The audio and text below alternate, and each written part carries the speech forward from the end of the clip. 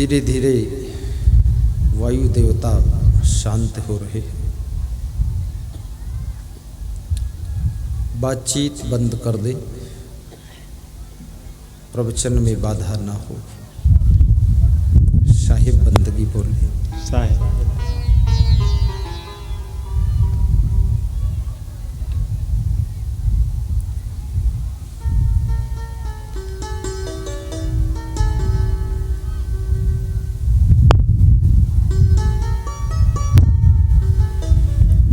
भगवान श्री कृष्ण अर्जुन से संवाद कर रहे हैं।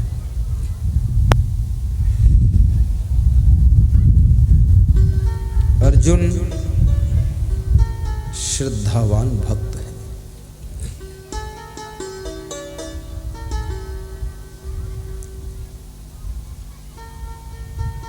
श्रद्धा विहीन भक्त ऐसे होता है जैसे जल विहीन कुआं है। नाम कुआं है लेकिन जल नहीं है। नाम तो भक्त है पर श्रद्धा नहीं है।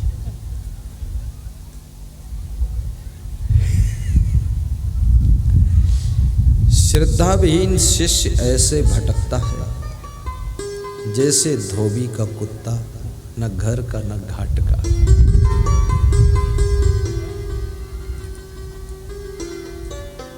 अर्जुन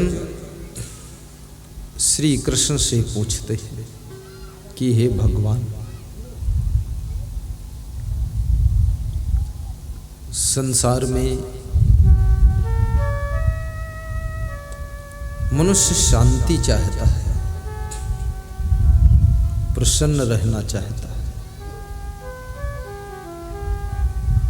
तो उसे शांति कैसे मिलेगी, प्रसन्नता कैसे मिलेगी? अर्जुन ने ऐसा प्रश्न पूछा है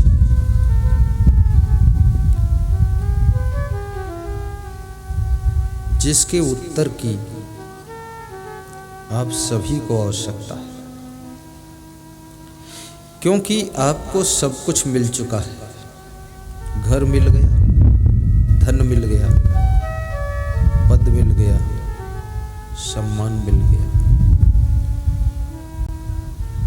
विवाह हो गया, बच्चे मिल गए, गाड़ी लाड़ी बाड़ी साड़ी सब आ गया, लेकिन शांति नहीं मिली। मैं गुजरात में जब प्रवचन करने जाता हूँ, गुजरात एक धनवान प्रदेश है।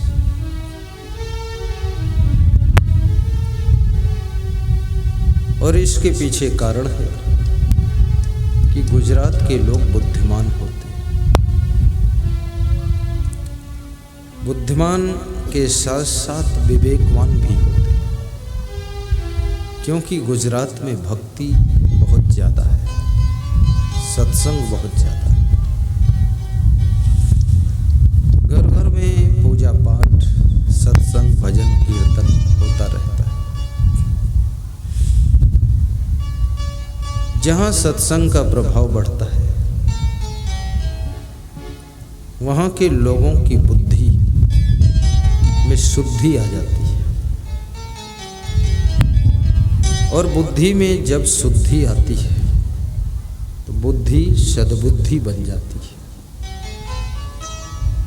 और सद्बुद्धि सफलता का द्वार खोलती है। बुद्धि तो रावण के पास में भी थी, लेकिन रावण असफल हो गया। सोने की लंका, सोने का महल पाने के बाद भी अपनी दुर्बुद्धि के प्रभाव से उसे राख में बदल देता है। किसी मनुष्य को तुम कितना ही दे दो, यदि उसके पास में सद्बुद्धि और विवेक नहीं, सब कुछ देने के बाद भी वह जीरो पर ही खड़ा मिलेगा।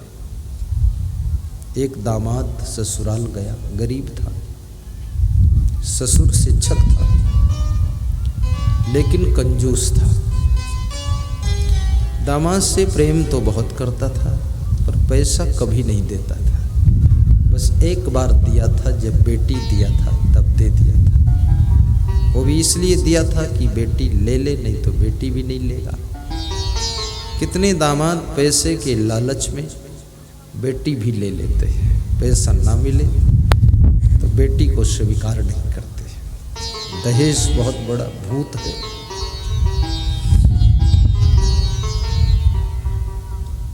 सासू करुणावान थी, बड़ी दयालु थी। सासू ने सोचा दामाद को कुछ दे दो। दामाद को सहयोग देने के लिए सासू चुपके से लड्डू बनाती है और हर लड्डू में एक एक स्वर्ण मुद्रा रख देती है। दामाद रात भर रुकता है। सवेरे जब विदा होता है, 2 डिब्बे लड्डू, 2 किलो, 2 पैकेट सासू दामाद को देती है और कहती है, बेटा और कुछ नहीं, लेकिन दिवाली आ रही है, उसके उपलक्ष्य में लड्डू की गिफ्ट दे रही है, ले जाओ। सासू ने सोचा ले जाएगा, लड्डू फोड़कर खाएगा तो हर लड्डू में एक स्वर्ण मुद्रा पाएगा, गरीबी दूर हो जाएगी। दामाद लड्डू लेकर विदा हो जाता है।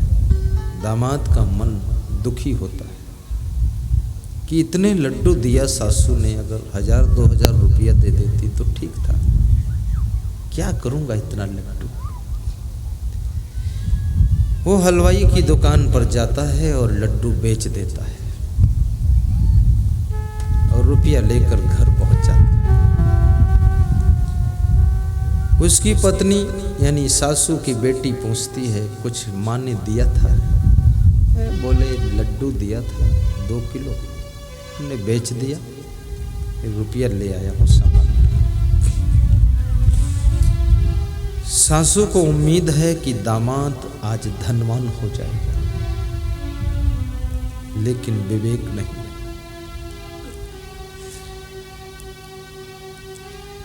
इधर क्या होता है, ससुर स्कूल से फ्री होने के पश्चात उसी हलवाई की दुकान पर जाता है और 2 किलो लड्डू, वही लड्डू खरीद कर घर ले आता है। जहां का धन वहीं पहुंच जाता है। खेत का पानी खेत में और घर का धन घर में। जब वो लड्डू घर आते हैं, शिक्षक की पत्नी अर्थात दामाद की सासू खोल कर देखती है, मुस्कुराती है कि सुबह ही लड्डू दामाद को दिया था और शाम तक ये फिर मेरे पास ही आ गया, क्या बात है।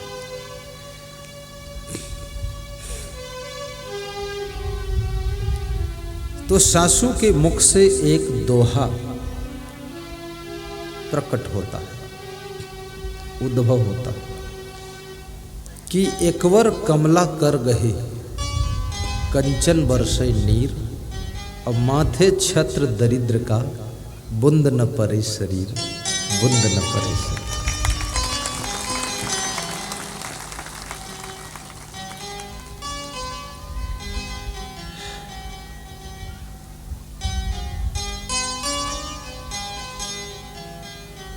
तुम किसी को कुछ देना चाहते हो, उसको सद्बुद्धि दे दो, विवेक दे दो, ज्ञान दे दो, संस्कार दे दो, बाकी तो वो सब कुछ इकट्ठा कर लेगा। मैं आपको क्या देता हूं यहां, मैं लड्डू नहीं देता हूं।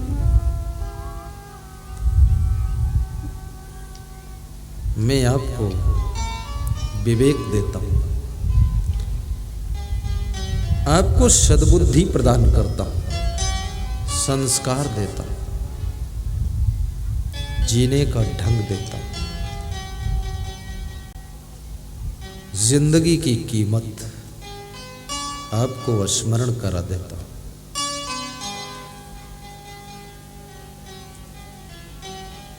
आज कई लोग दर्शन के लिए आए संतराम जी के भवन में। बोले आपका सत्संग सुन करके सब कुछ मिल गया है। फर्स्ट क्लास मकान है, 4 व्हीलर गाड़ी है, पूरा माला माल है। तो मैंने सोचा इसको सब कुछ मिल गया, और मुझे क्या मिला?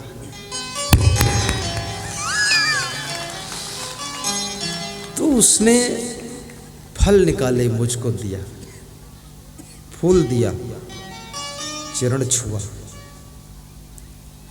और एक थैली निकाला कि रोज आपकी सेवा के लिए नित्य दान निकाल कर रखता हूँ, वो भी आपके चरणों में भेंट कर रहा हूँ।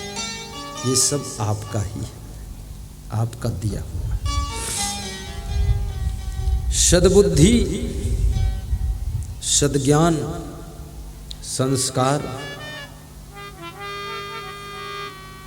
सभ्यता, सद्गुण आपको धनवान भी बनाते हैं, गुणवान भी बनाते हैं, महान भी बनाते हैं।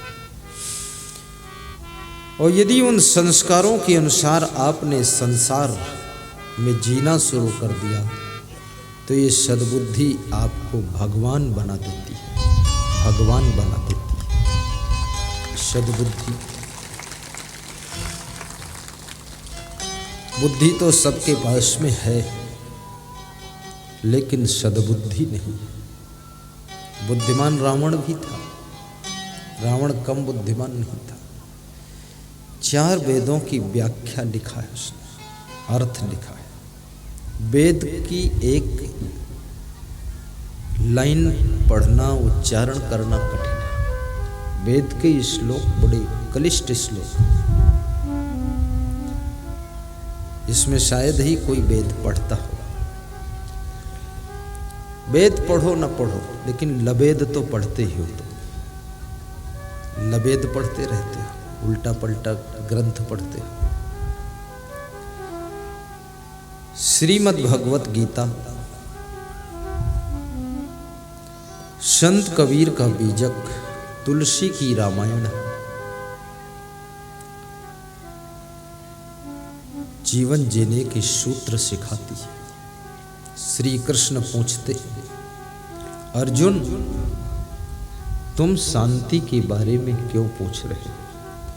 अर्जुन ने कहा, हे कृष्ण, मैं भी बहुत अशांत हूं। जिसके घर में कलह कलेश रोज रोज होता है, जिसके घर में बेईमानी, अन्याय,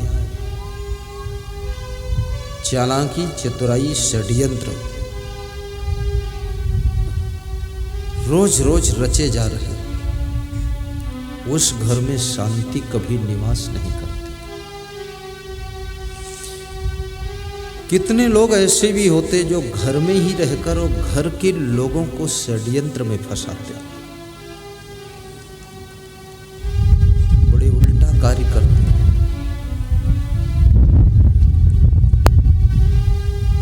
कौरव पांडव चचेरे भाई, आपस में षड्यंत्र हो रहा। दुर्योधन और भीम में 36 का आंकड़ा है। भीम का उदंड स्वभाव, दुर्योधन का घमंड स्वभाव, दोनों टकरा रहे। दुर्योधन घमंड से भरा है, भीम उदंडता से भरा है। भीम के पास भी विवेक नहीं है।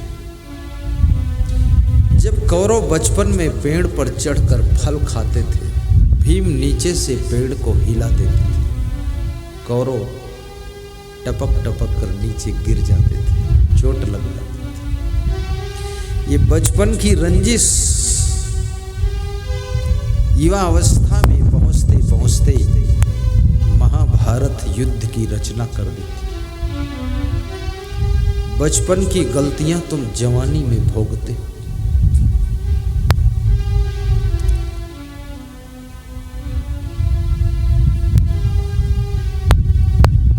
बचपन की भूल युवावस्था में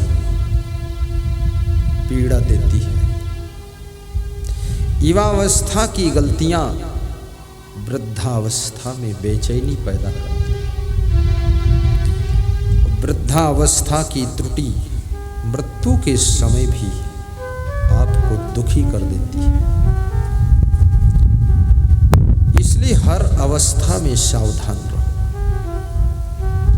हर अवस्था की अलग अलग व्यवस्था। बचपन खेल कूद में मत गमाइए। जवानी जोश खरोश में भोग विलास में मत खोइए। बुढ़ापा चिंता टेंशन असमंजस में मत गुजारिए। बुढ़ापे में भी थोड़ा हंसना सीखो। जवानी में ठहाका लगाना सीखो। बचपन में खुश रहना सीखो। गलतियां आपकी खुशियों को छीन लेती हैं। आपकी त्रुटि आपके ठहाका को बंद कर देती है। आपकी भूल आपकी मुस्कान को समाप्त कर देती है। आपकी सरलता आपको प्रसन्नता से भर देती है। नम्रता आपको आह्लादित कर देती है। अभिमान आपको खुश रहने से ब्रेक लगा देता है। अत्यधिक काम वासना, अनियंत्रित काम वासना आपको चिंता और टेंशन में ढकेल देती है। बहुत क्रोध करने की आदत आपकी खुशियों को छीन लेती है। नशा व्यसन, पान तंबाकू पुड़िया, गांजा भांग अफीम चरस, बीड़ी सिगरेट दारू, ताश खेलने की आदत आपकी जिंदगी के आनंद को नष्ट कर देती है। बहुत ज्यादा खुश रहना चाहते हो, सबसे पहले फालतू और गंदी और बुरी आदतों को जीत लो। आदतों को अगर जीत लिया, तुम्हें प्रसन्न होने से कोई रोक नहीं सकता। गुस्सा करने की आदत, आलस्य करने की आदत, चोरी करने की आदत, लालच करने की आदत, नाराज होने की आदत, गंदगी फैलाने की आदत, जोर जोर चिल्लाने की आदत, ज्यादा सोने की आदत, किसी ने थोड़ा सा कुछ कह दिया बैठकर रोने की आदत। कितने लोग इस डर से नहीं कहते हैं कुछ कि अगर कह दोगे तो बहुत रोएगा, तो डिस्टर्ब होगा। द्वार पर मेहमान बैठे हैं, इज्जत का सवाल है, कुछ कहो। एक डॉक्टर मुझे मिला, कह रहा था कि मेरी पत्नी को मैंने एक बार कुछ कह दिया तो रोने लगी। मैंने समझाया मेहमान आए हैं, इज्जत का सवाल है, रो मत। लेकिन उसने रोना बंद नहीं किया। उसने जवाब दिया, अगर इज्जत का सवाल है तो मुझे डांटा क्यों तुमने? पहले से सोचते, अब इज्जत नहीं बचेगी।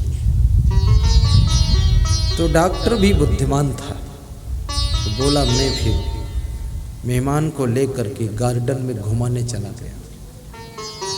उधर ही होटल में भोजन खिला दिया, उधर ही उधर विदा कर दिया, और शाम तक घर आया ही नहीं। शाम को आया जब बिल्कुल अंधेरा हो गया, तो मैंने देखा मेरी वाइफ प्रेम से भोजन बना रही है और मुस्कुरा रही है।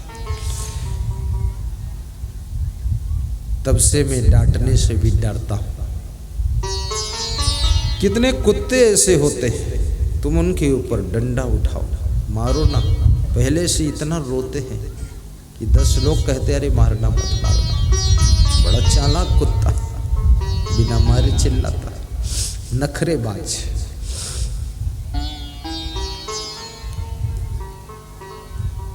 श्री कृष्ण अर्जुन को समझा रहे कि श्रद्धवा लभते ज्ञानम तत्परः संयतेन्द्रियः ज्ञानम लब्ध्वा पराम शांतिमचिरेण अधिगच्छति।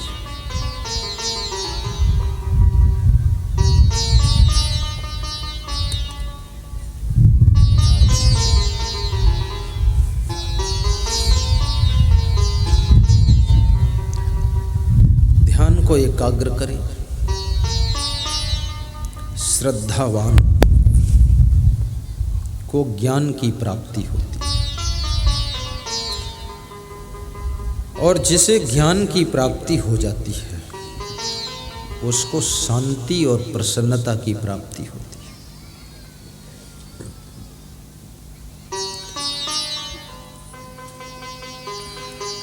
ज्ञान किसको प्राप्त हुआ है, इसकी क्या पहचान है? कैसे तुम समझ पाओगे कि इस व्यक्ति को ज्ञान हो गया? पूरी जिंदगी गुजर जाती है लेकिन ज्ञान नहीं होता है। ये भौतिक ज्ञान नहीं,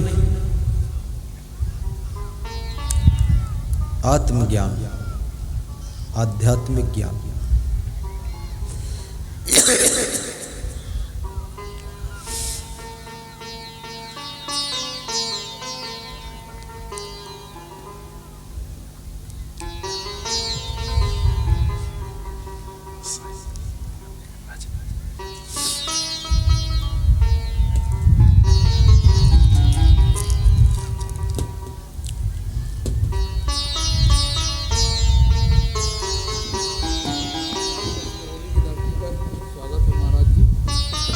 जोरदार तालियों के द्वारा स्वागत टीआई साहब का। धन्य हो, महान हो। पांडे जी हैं, टीआई जी हैं, श्री अरुण कुमार पांडे जी। बहुत सुंदर गुलदस्ता लाए, ताली बजा के छोड़, आशीर्वाद।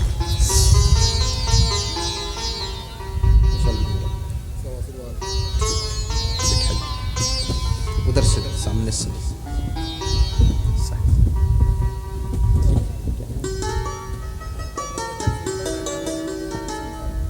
ये पिंटू राय जी है, आरक्षक जवान, यूट्यूब में प्रवचन सुनते रहे।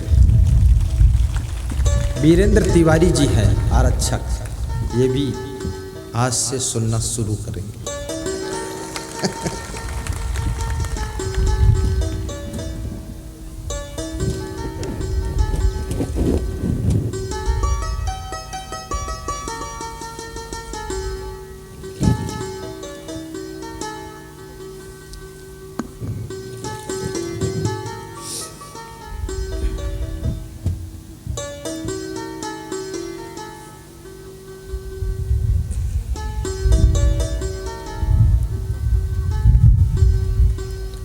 समस्त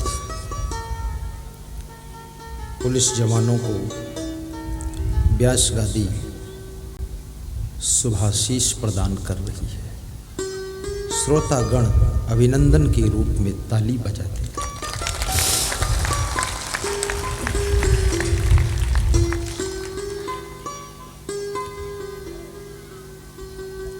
श्री कृष्ण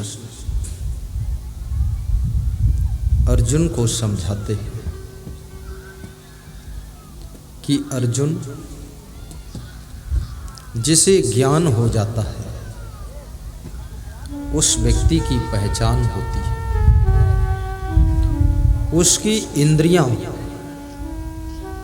उसके वश में रहती है। ज्ञानी का लक्षण है इंद्रियां उसके वश में हो जाती है और परमार्थ के लिए सदैव तत्पर रहता है, कभी टाल मटोल नहीं करता परमार्थ के लिए। स्वार्थ और परमार्थ दो चीजें, स्वार्थ भी आवश्यक है जिससे शरीर की जीविका चलती है।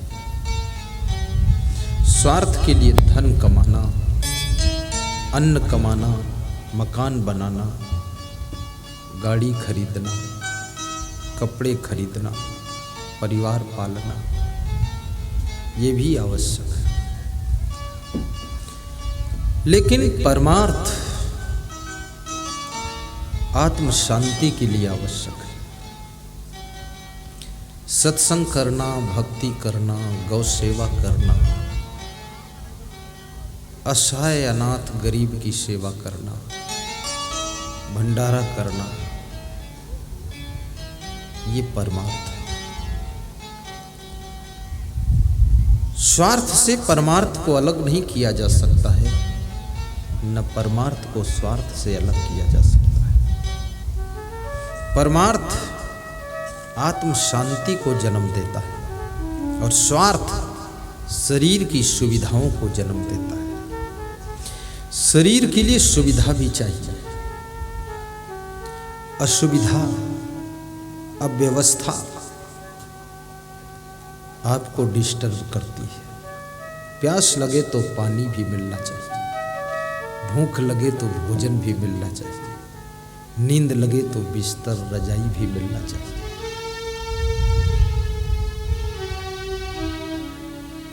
और जिन लोगों का स्वार्थ सही सफल नहीं है,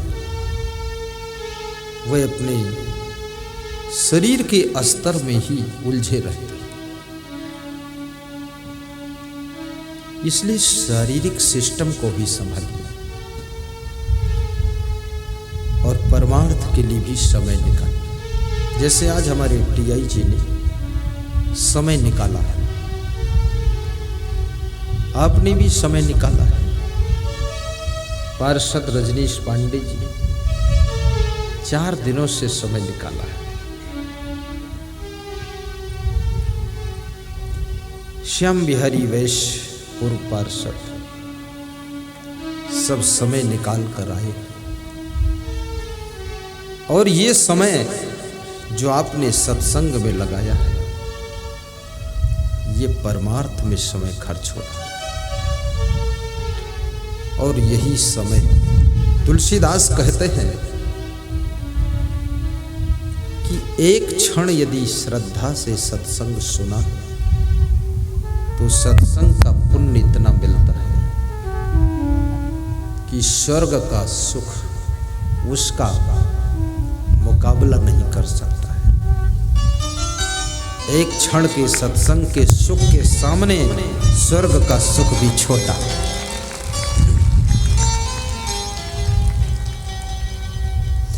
क्योंकि सत्संग जीते जी मृत लोक में ही तुम्हारे जीवन को स्वर्ग की अनुभूति करा देता है। चाणक्य ने बहुत सुंदर नीति शास्त्र में लिखा है कि 4 चीजें जिसके जीवन में देखने को मिलती हो तो समझ लेना ये जीव, ये आत्मा पिछले जन्म में स्वर्ग का सुख भोग कर आई है और आज भी उसके जीवन में स्वर्ग ही रहे। मरने के बाद तुम कल्पना करते हो कि जल्दी मर जाऊं, स्वर्गलोक में जाऊं, सुख भोग। इसलिए जितने लोग मृत्यु को प्राप्त होते हैं उनके नाम के आगे स्वर्गी लिख दिया जाता है। सब स्वर्ग में जा रहे हैं। अब ये वही सब लोग स्वर्ग में जा रहे हैं जिन लोगों ने घर को नरक बनाया, दुकान को नरक बनाया, ऑफिस को नरक बनाया। अब ये सब नरक बनाने वाले कलाकार स्वर्ग में इकट्ठे हो रहे हैं। ये स्वर्ग को भी नरक बना देंगे क्योंकि नरक बनाने की कला है ये। भगवान किसी के लिए ना स्वर्ग बनाता है न नरक बनाता है। भगवान इस कार्य में हाथ नहीं बटाता। भगवान तुमको स्वर्ग नरक बनाने के लिए स्वतंत्र छोड़ा है कि अपना अपना नरक बनाओ, अपना अपना स्वर्ग बनाओ। जितना बड़ा नरक चाहिए उतना नरक बड़ा बनाकर भोगो, खूब चिल्लाओ, और जितना बड़ा स्वर्ग चाहिए उतना बड़ा स्वर्ग बनाओ, खूब सुखी रहो, आनंद भोगो। भगवान ने स्वतंत्र कर दिया है।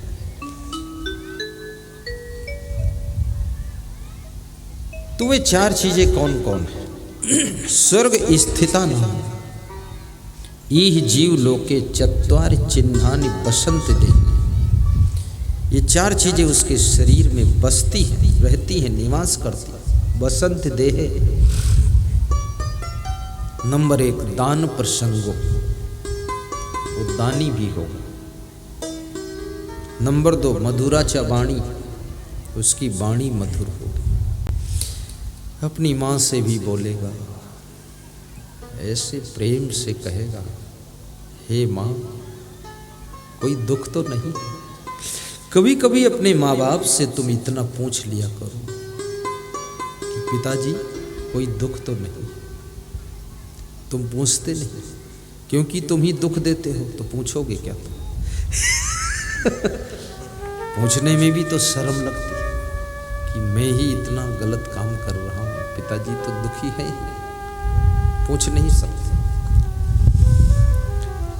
और जो पुत्र अपने पिता को दुखी करता है, माँ को व्यथित करता है, जो पति अपनी पत्नी को परेशान करता है, जो नारी अपने पति को पीड़ा देती है, वे लोग मरने के बाद भी स्वर्ग नहीं पाते हैं और जीते जी भी स्वर्ग नहीं पाते हैं। वे जिंदा रहते हैं तब तक भी उनकी जिंदगी नरक जैसी ही रहती है, मरने के बाद भी नरक जैसी ही जिंदगी है।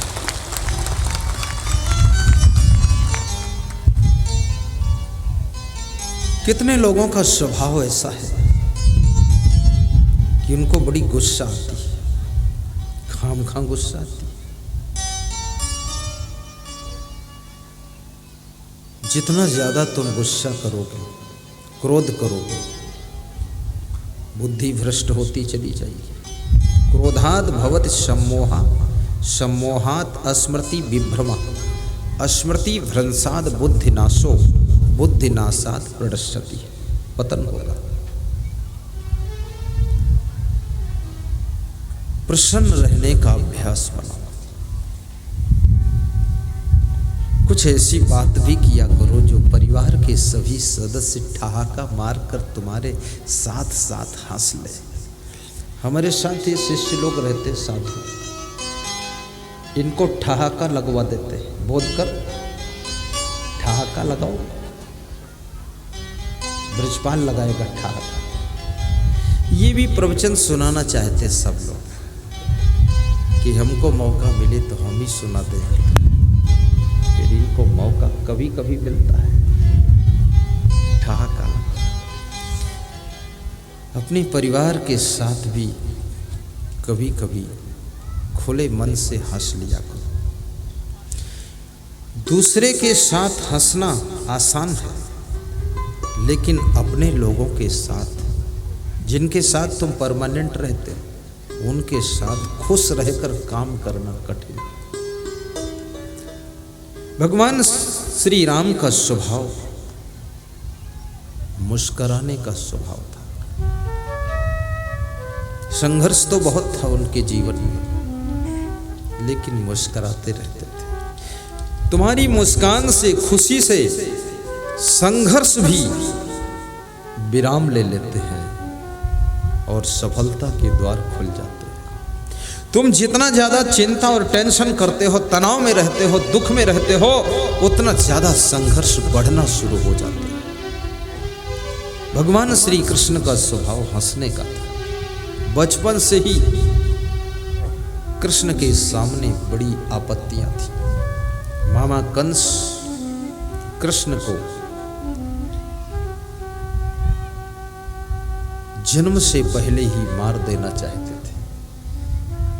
देवकी को मारने का इरादा था।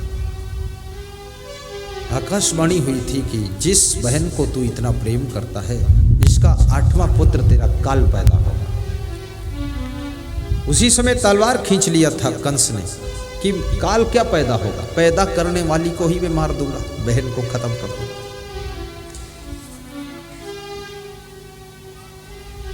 देवकी के पति ने कहा, क्षमा करो, इसको मत मारो, आपकी बहन है, मेरी पत्नी है, जो भी पुत्र पुत्री होगा आपको सौंप दूंगा, उसको मार देना। इन केन प्रकारेण कृष्ण सुरक्षित रहते हैं और बचपन से राक्षसों को भेज भेज कर कृष्ण को मारने का प्लान चल रहा है। देखो, भगवान की जिंदगी में इतना संघर्ष है, समस्या है। मुझे तो लगता है जितना कृष्ण के जीवन में समस्या संघर्ष था, राम के जीवन में जितना कष्ट संघर्ष थे, उसके 1% भी आपकी जिंदगी में कोई संघर्ष समस्या नहीं है। लेकिन फिर भी तुम्हारा चेहरा जब देखता हूं तो ऐसा लगता है कि तुम्हारे ऊपर हिमालय पहाड़ टूट पड़ा है। बहुत दुखी रहते, खुश नहीं रहते। क्या कमी है? मां के गर्भ में थे, जन्म हुआ, छोटे से बड़े हो गए, पढ़ लिख गए, टीआई अरुण कुमार पांडे बन गए। क्या कमी है?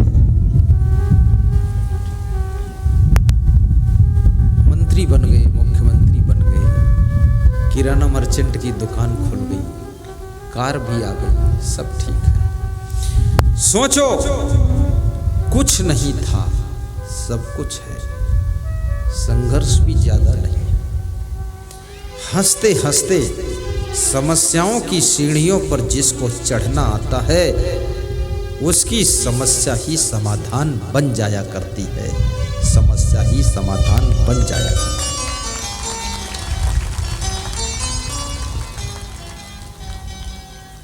है। स्त्रियों का स्वभाव ज्यादातर रोने का होता है, ये रोने लग जाती है।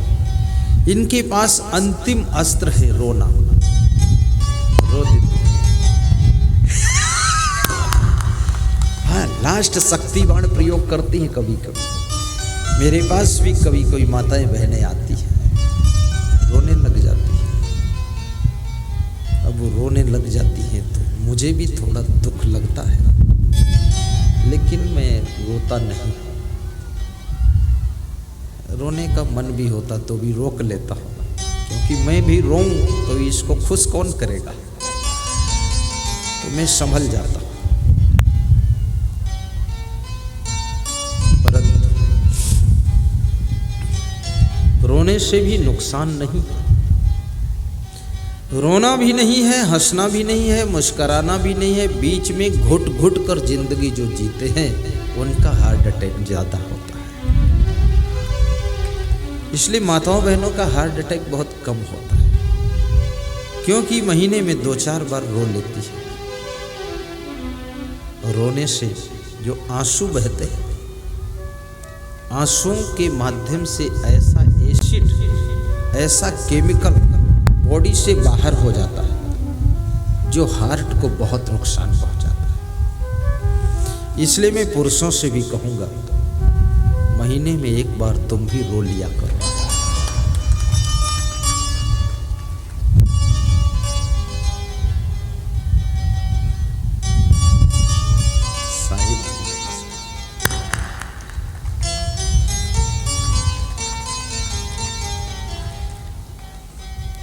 मुस्कराते रहो, गुनगुनाते रहो, काम करते रहो, नाम जपते रहो। वक्त जीवन का यूं ही निकल जाएगा, काम करते रहो, नाम जपते रहो। कितने लोग कहते हैं हम बिजी बहुत हैं, टाइम नहीं मिलता सत्संग सुनने का, भक्ति करने का, स्नान करने का टाइम नहीं। बहुत लोग तो बिना स्नान ही आए हैं यहाँ, टाइम ही नहीं उनके पास।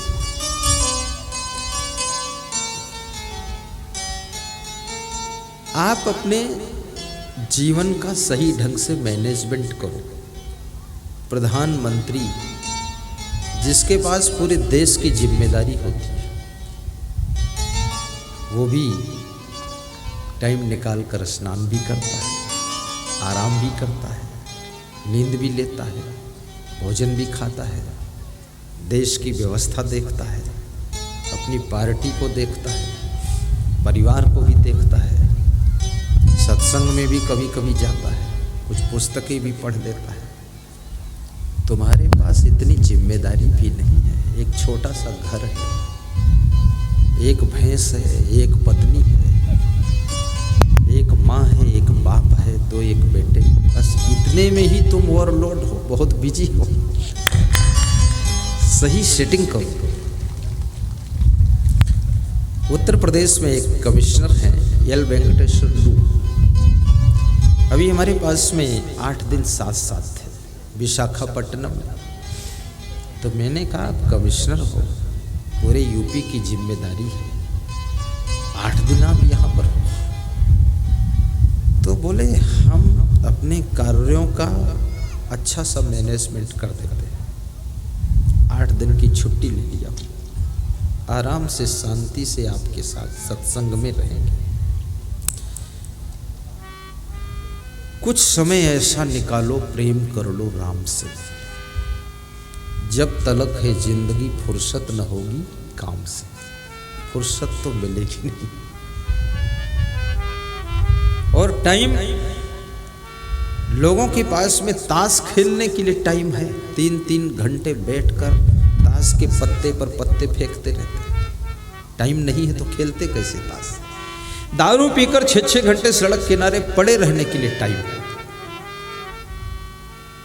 लड़ाई झगड़ा करके 6-6 साल जेल में रहने के लिए भी टाइम है। उल्टा पलटा खा पी करके बीमार होकर हॉस्पिटल में 1 महीने भर्ती रहने का टाइम है। अब गलत काम करके लड़की लेकर भाग जाते हैं, 3-3 महीने गायब रहते हैं, उसके लिए भी टाइम है। और सत्संग के लिए टाइम नहीं है, भक्ति के लिए टाइम नहीं है, माँ बाप की सेवा के लिए टाइम नहीं है। टाइम है, आपको रुचि नहीं है, इंटरेस्ट नहीं है, लगाव नहीं है, इसलिए आपका टाइम निकलता नहीं है। जिसमें तुम्हारा लगाव होता है उसके लिए पूरी जिंदगी निकल जाती है।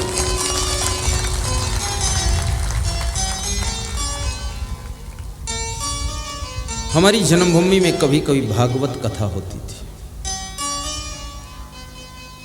तो उस कथा में हम सबसे पहले जाकर बैठ जाते थे, स्नान करके नए कपड़े पहनकर हाथ जोड़ के बैठ जाते थे,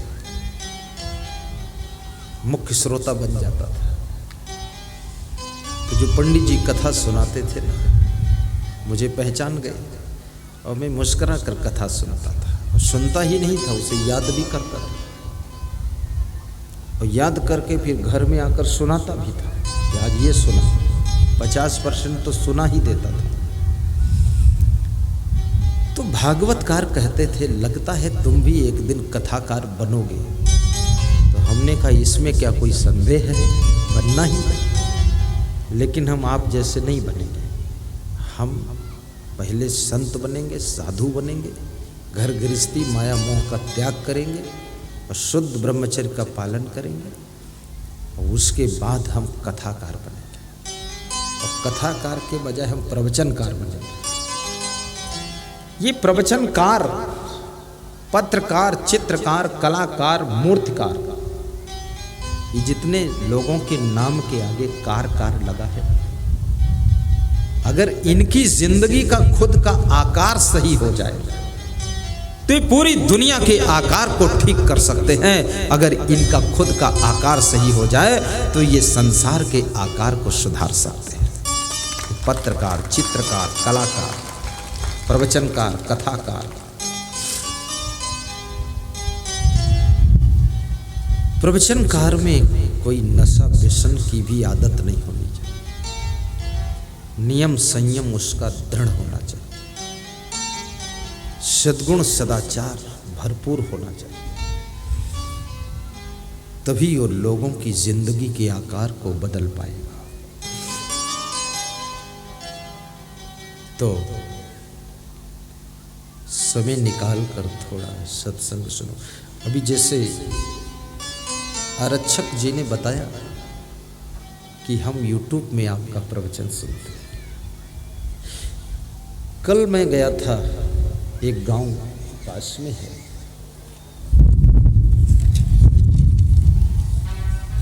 ओड़गड़ी, थोड़ा अटपटा गांव है, ओड़गड़ी नाम।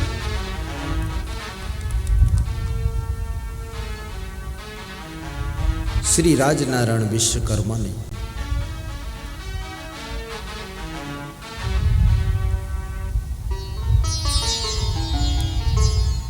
और उनके भाई महेंद्र विश्वकर्मा, उनके परिवार की माताएं बहनें ललिता विश्वकर्मा, सुनीता विश्वकर्मा, सुधांशु विश्वकर्मा, श्रेया विश्वकर्मा, माता मंजानिया विश्वकर्मा, पिता स्वर्गीय गया प्रसाद विश्वकर्मा। बुलाया था 1 घंटे के लिए, मैं गया।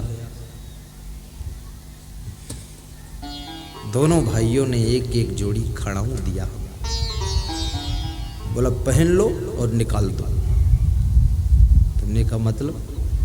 बोले ये खाली चरण स्पर्श करने के लिए है, ले जाने के लिए नहीं है। तो हमने कहा क्या मतलब? शरण कर के खड़ाऊ थे, तो मैं पहना और निकाल दिया। फिर व्हाइट कलर के चरण पादुका जूता दिया, बोले ये पहनकर चले जा। जिस गद्दे पर बिठाया वो गद्दा भी दे दिया, इधर लाकर रखा है, दिखा सर। गोल तकिया भी दिया, बोले ये भी आपके लिए। चादर भी दी, एक कंबल भी दिया। तो मैंने कहा ये गद्दा मैं आपको दे देता हूँ, आप रखना। बोले नहीं नहीं, इस सिंगरौली में विशेष ढूंढ कर लाया, आप जो प्रयोग करते हो वो गद्दा हमें दे देना, ये तुम ले लेना। ये गद्दा बहुत जोरदार गद्दा है, और मैं जो प्रयोग करता हूँ इतना कमजोर गद्दा है कि अगर उनको दूं तो भी मेरी बेइज्जती। बहुत कमजोर हूँ, 200 रुपये का है, पतला पतला। राजनारायण वहां से जब विदा हुआ, नरेंद्र आरक्षक जी हमें ला रहे थे। रेलवे गेट पर गाड़ी रुकी, मेरे पास आए, बोले टीआई साहब बात करेंगे। बात कराओ। वो टीआई साहब नागेंद्र प्रताप सिंह, बात किया। बोले गुरुदेव कहाँ हो? तो हमने कहा गेट पर हूँ। बोले रुको मैं आता हूँ, थोड़ा दर्शन कर। आए, तब तक गेट खुल गया। पेट्रोल पंप पर लेकर पहुँचे आरक्षक। प्रणाम किया, मैंने प्रसाद दिया। बोले गुरुदेव ये मेरा सौभाग्य है, अपराधियों का दर्शन दिन भर होता है, आप जैसे संत का दर्शन भगवान की बड़ी कृपा है, इसलिए हुआ है। गुरुजी की गाड़ी में तेल डाल दो। तेल डलवाया, हमारे संत ने पैसा दे दिया। टीआई ने देखा, अरे तुम क्यों देते हो? ये तो हम लोग इतनी सेवा कर देंगे। पेट्रोल पंप पर नाश्ता गुरुजी को नहीं खिला सकते, लेकिन गाड़ी को तो नाश्ता करा देंगे। एक टीआई समय निकाल करके दर्शन कर लेता है, और एक क्षण का दर्शन भी तुम्हारी जिंदगी को शुद्ध करता है। ये दर्शन के साथ मार्गदर्शन होता है।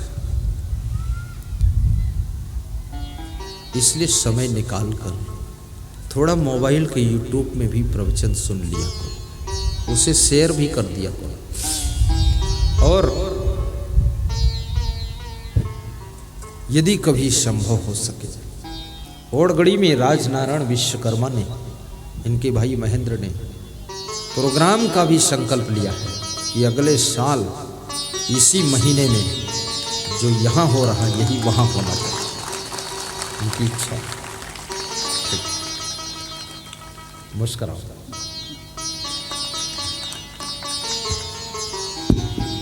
मैं सिंगरौली जिले में प्रथम बार आया, पर मुझे बहुत अच्छा लगा। ये जिला वास्तव में यूपी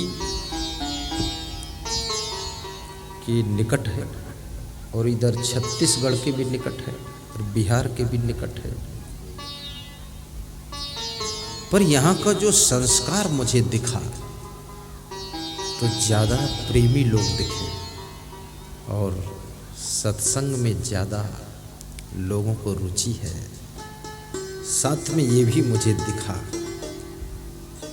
कि महात्मा से दुआएं चाहते हैं लोग, आशीर्वाद चाहते हैं।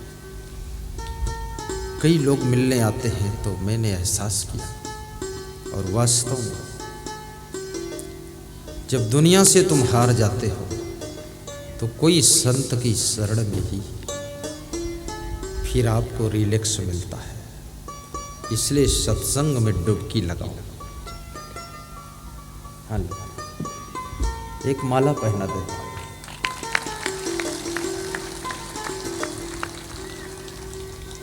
ठीक है, बैठो। आज इनके घर की माताओं बहनों ने तिल के लड्डू, करी लड्डू, बेसन लड्डू वो भी सब बना कर लाई है। उसमें जो टिक सकता सामान मैं मेरे गुरु के लिए भेजूंगा, और जो नहीं टिकने वाला है उसको हम लोग फाइनल करेंगे। ऐसा गुरु का ध्यान रखना चाहिए। शिष्य का धर्म है जब उसके खाने के लिए कुछ आए एक क्षण गुरु के लिए सोचना चाहिए। पुत्र का धर्म है जब कोई चीज तुमको प्राप्त हो अपने बूढ़े माँ बाप के लिए भी एक बार सोचिए, उनको दो क्या। वाइफ के लिए भी सोचिए, सास ससुर के लिए सोचिए। उनके लिए दिल में स्थान होना चाहिए, मन में जगह होना चाहिए। भगवान को तो आपने देखा नहीं, लेकिन श्वेता श्वेतोत्तर उपनिषद के ऋषि ने कहा है, मातृ देवो भव, माँ देवी है, पितृ देवो भव, पिता देवता है, अतिथि देवो भव, मेहमान महान देवता है।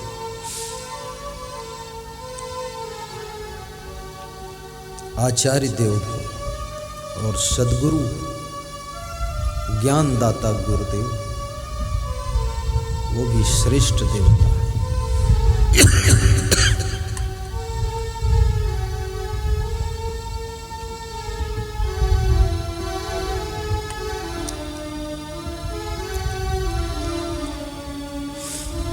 मां को देवी का स्थान उपनिषद का ऋषि दे रहा है।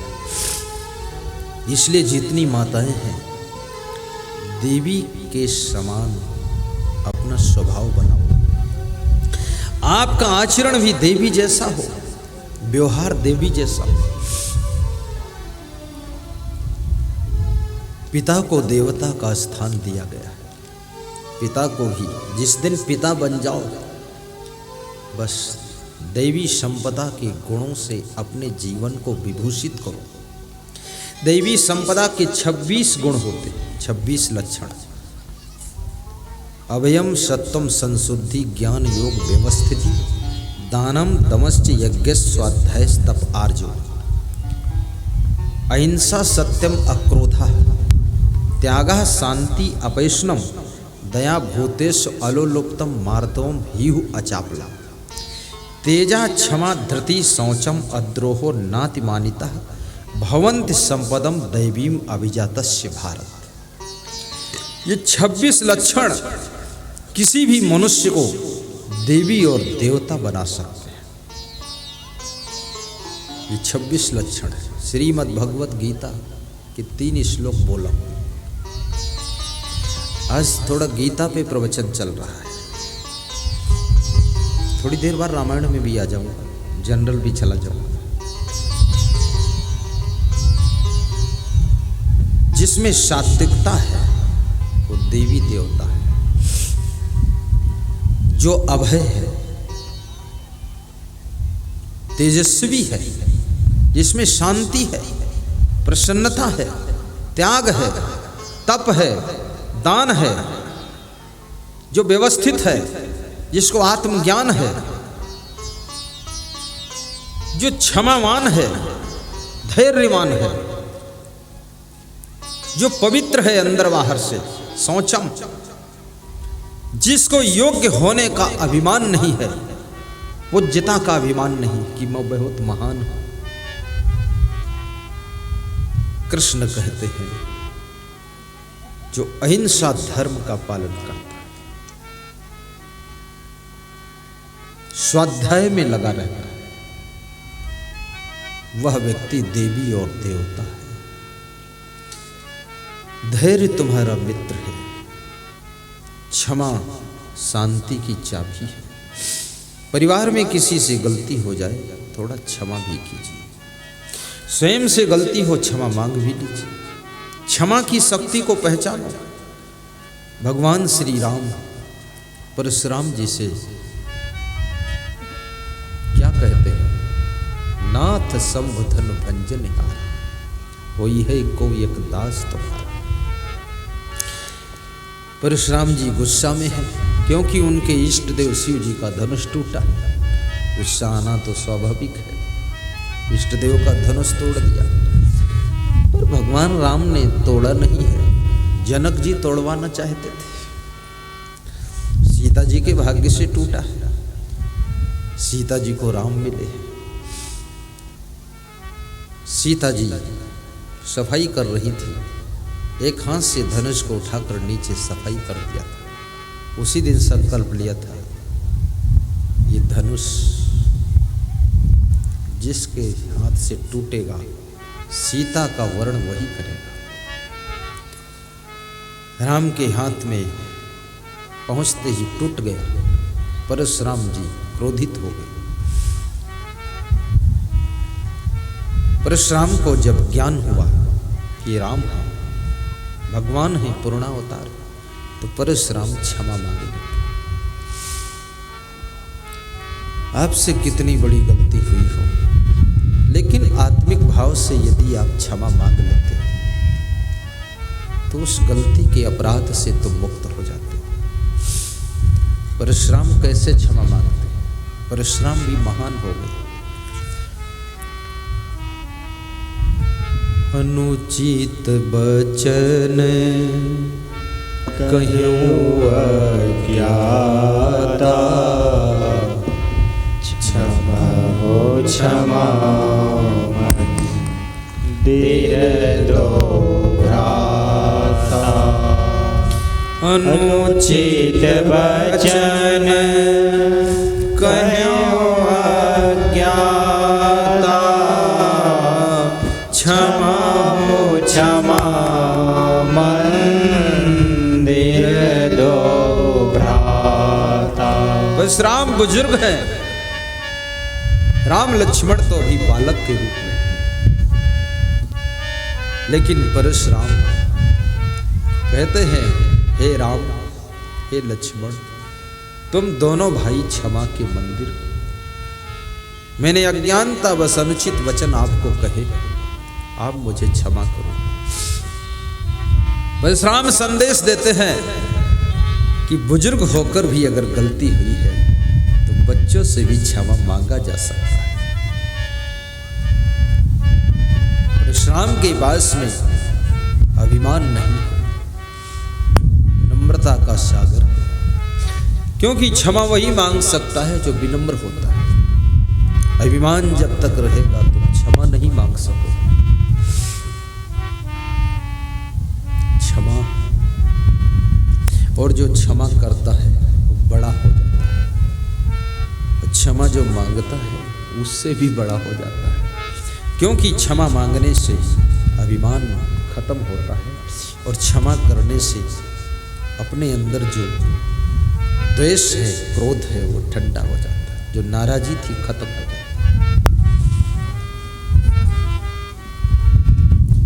क्षमा बढ़ने को चाहिए, छोड़ने को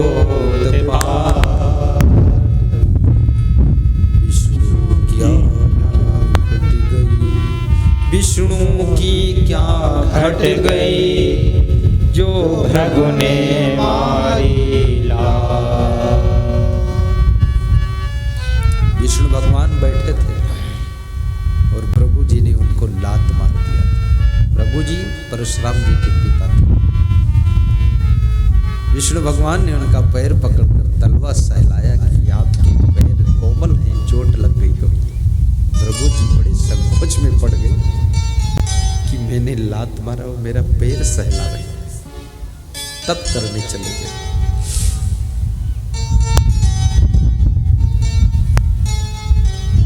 जिनको लात लगी वो विष्णु भगवान बन गए। रावण ने जिनको लात मारी वो विभीषण राम के भक्त बन गए। और लात सहने से अधिक कठिन है बात सहना। बात की चोट ज्यादा लगती है, लात की चोट उतनी ज्यादा नहीं। तलवार की धार भी सह लेता है आदमी, गोली की बौछार भी सह लेता है आदमी, पर सबसे ज्यादा असर करती है ये, बोली की मार नहीं सह पाता है आदमी, बोली की मार नहीं सह पाता है आदमी।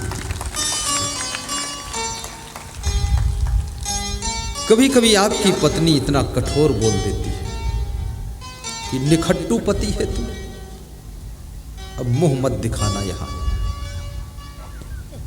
ऐसा बोल देती है। तुम ऊपर की सांस ऊपर, नीचे की सांस नीचे रुक जाती है कि मुंह नहीं दिखाना, तो मर जाऊं क्या। कितने पति लोग आत्महत्या करके मर गए इस बात से। लेकिन ये बात उसने जो कही है, क्रोध में कही, जोश में कही। क्रोध और जोश जब ठंडा होगा तब उसके दिल पे हाथ धर के देखो तो बहुत पछतावा होगा। किसी के द्वारा जोश में निकले हुए शब्द सुन करके आप एक्शन मत लीजिए, रिएक्शन मत करिए, थोड़ा इंतजार कीजिए।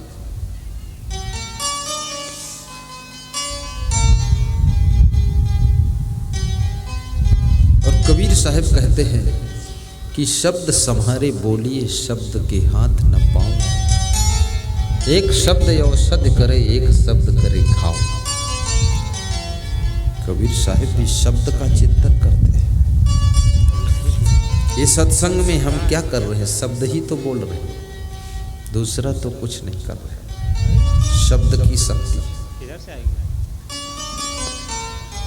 शब्द मारा गिर परा, शब्द छाड़ा राज, जिन जिन शब्द विवेक किया तिनका सरीगो काज, तिनका सरीगो काज। शब्द बोलने से पहले विवेक कीजिए। गालियां मत बको माताओं बहनों, आपकी वाणी इतनी मधुर है, जिस समय क्रोध हो उस समय मौन रहिए।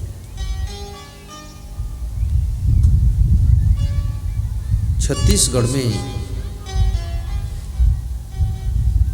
एक सज्जन सत्संग में आए, कह रहे थे क्रोध बहुत आता है। हमने कहा किसी कारण से आता है? बोले बिना कारण भी आता है। तो किसी के ऊपर आता है? बोले अकेले में भी आता है।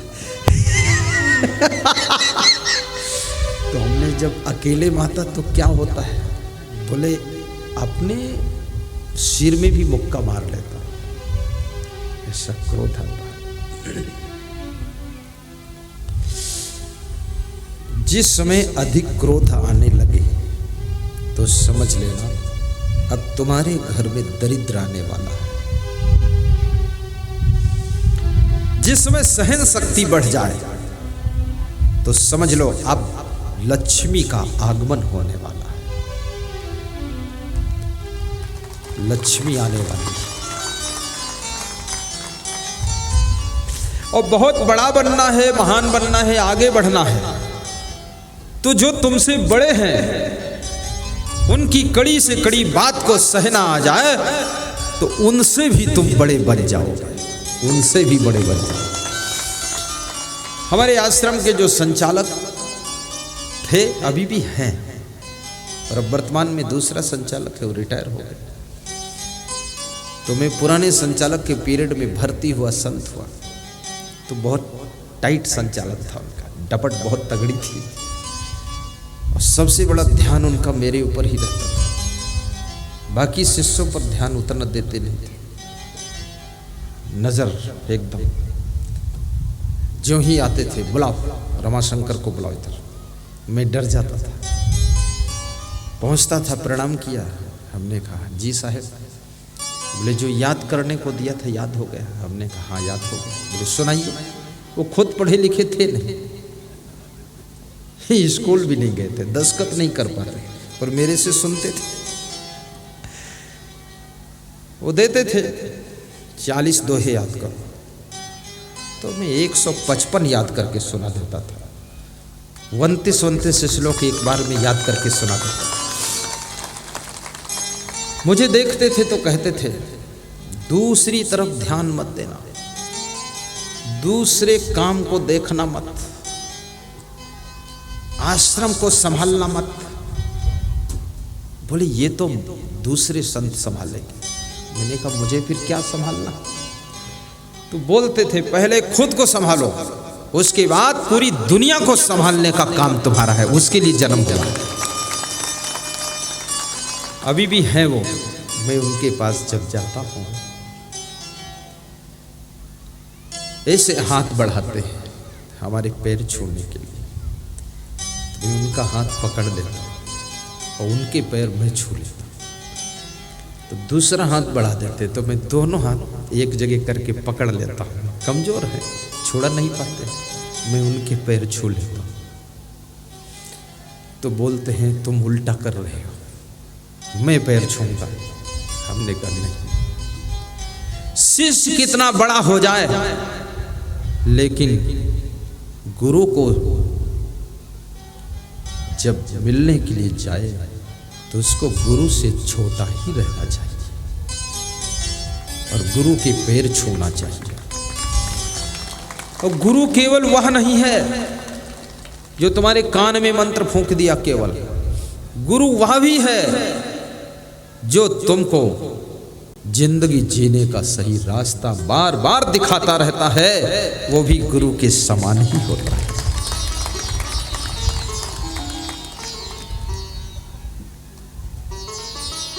माँ के पैर छुओ, पिता के चरण स्पर्श करो, सास ससुर को नमन करो। देखना आपका अहंकार जब गलेगा, जो मनोकामना है वो सब पूरी होती चली जाएगी। इसलिए झुकना सीखो। फलदार वृक्ष झुकते हैं और समझदार मनुष्य झुकते हैं, और जो रूखे सूखे ठूंठ वृक्ष है वो कभी झुकते नहीं है, और जो मूर्ख मनुष्य है वह कभी झुकते नहीं।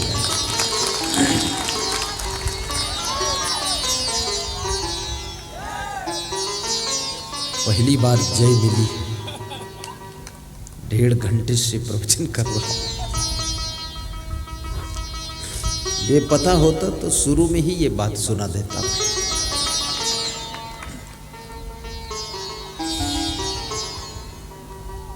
कुछ न बिगड़ेगा तेरा प्रभु शरण आने के बाद। गाइए। कुछ न बिगड़ेगा तेरा गुरु शरण आने के बाद, कुछ न बिगड़ेगा तेरा प्रभु शरण आने के बाद। हर खुशी मिल जाएगी, हर खुशी मिल जाएगी।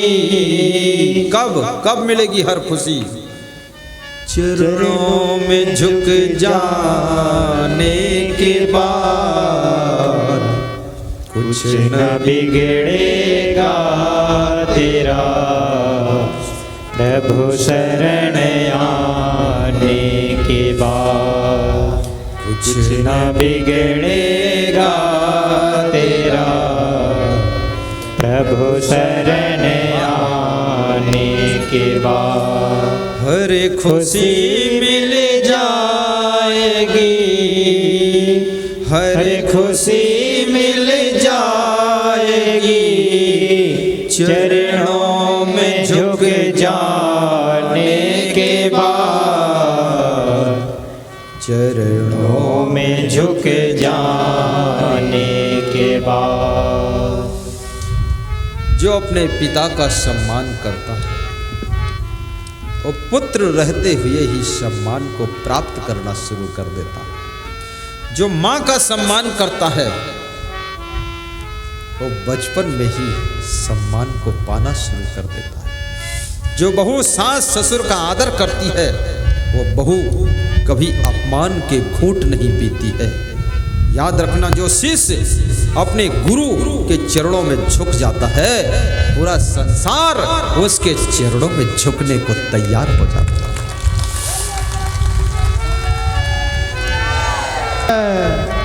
हर खुशी मिल जाएगी, चरणों में झुक जाने के बाद।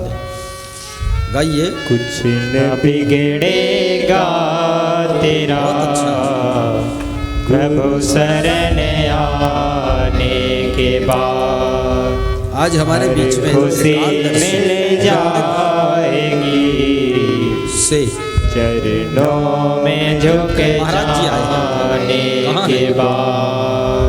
त्रिकालदर्शी खुशी मिल जाएगी चरणों में झुक जाने के बाद। बुलाओ महाराज को ऊपर, गोपाल दास महाराज के आश्रम से। आओ महाराज। महाराज को माला एक पहना दो। देखो महाराज को वहीं जाके माला पहना दो, सम्मान करके आओ। आते हैं वहीं आते हैं, संत का सम्मान। घनश्याम दास जी महाराज, यही नाम है महाराज। राजकुमार वैश्य मंझौली से आज विशेष श्रोता है। शासकीय स्कूल से शिक्षक शर्मा जी भी पधारे हैं। खड़े हो जाए करो जिसका नाम है। वाह। बजरंगी अमर गौशाला, बजरंगी अनाथ जन सेवा संस्थान, वार्ड 43 शिरवा। वाह। श्रीमान सुमंत कुमार वैश्य, श्रीमान शिवशंकर वैश्य बाबा जी खड़े हो जाए। श्रीमान कृष्णा पांडे, श्रीमान राजेंद्र जी शाह, सभी को आशीर्वाद। वाह।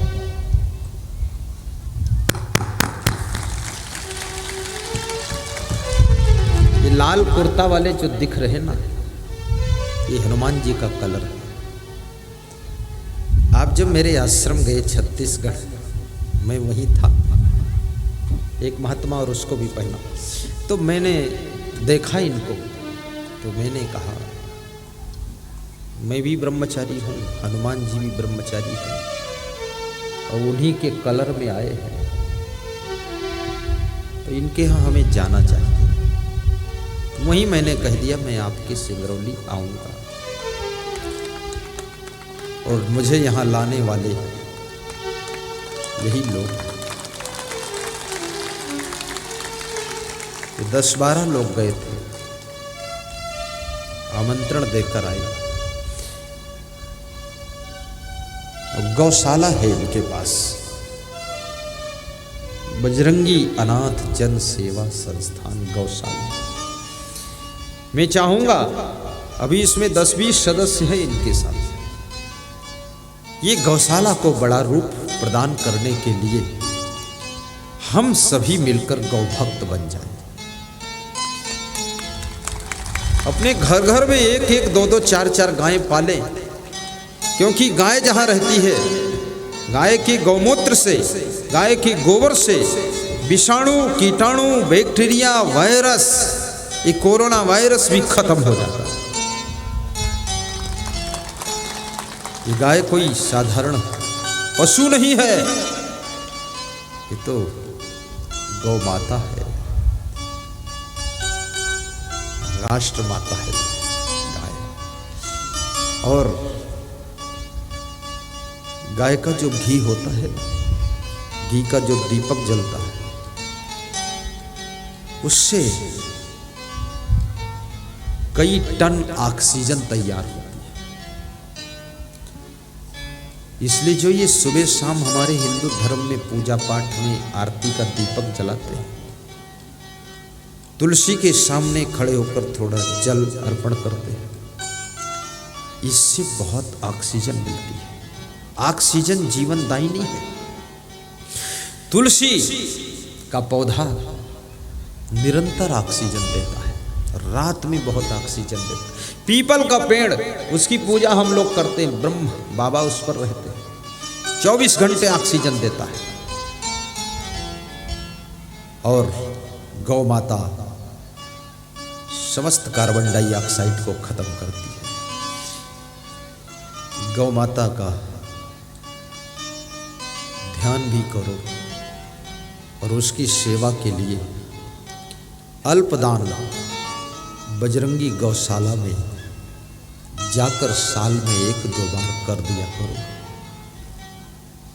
तुम्हारी कमाई में सब खाते हैं, मनुष्य भी खाते हैं, पशु भी खाते हैं, पंछी भी खाते हैं, चूहे भी खाते हैं, कीड़े मकोड़े भी खाते हैं, कुत्ते बिल्ली भी खाते हैं। तो आपकी कमाई में थोड़ा सा गौ माता को भी अधिकार है, उसको भी खिलाइए। बैठो बाबा। ग्राम ग्राम गौ ग्राम बनाकर भारत का उत्थान करे, भारत का उत्थान करे, भारत का उत्थान करे, भारत का उत्थान करे। जननी जन कर दूध पिलाती केवल साल 6 माही भर, जननी बन कर दूध पिलाती केवल साल 6 माही भर। गौ माता अमृत पान कराती, रक्षा करती जीवन भर, रक्षा करती जीवन भर। ऐसी गौ माता की सेवा करके जीवन का उत्थान करे, ग्राम ग्राम गौ ग्राम बनाकर भारत का उत्थान करे, भारत देश महान करे। गौ सेवा, इसका बड़ा पुण्य होता है। इस पुण्य को कमाइए। क्या सुना रहा था, कहां पर था मैं, प्रसंग कहां था? झुक जाने के बाद, वही था ना, हर खुशी मिल जाएगी चरणों में झुक जाने के बाद।